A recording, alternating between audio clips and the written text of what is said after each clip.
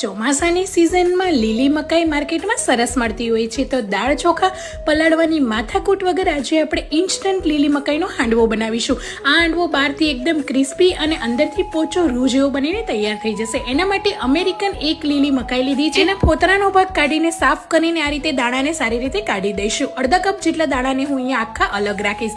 બીજા બધા દાણાને પાણી વગર જ એકદમ ફાઇન પીસી લઈશું. હવે 1 કપ જેટલો જાડો રવો એડ કરીશું, 1/4 કપ જેટલો બેસન, 1/4 કપ જેટલો ચોખાનો લોટ અને અડધો કપ જેટલું ખાટું દહીં, અડધો કપ પાણી એડ કરીને એકદમ ઘટ બેટર તૈયાર કરીશું. 1 ચમચી મીઠું અને અડધી ચમચી હળદર એડ કરીને મિક્સ કરીને 10 થી 15 મિનિટ રેસ્ટ આપીશું. તો બેટર એકદમ સરસ રીતે ફૂલી ગયું છે.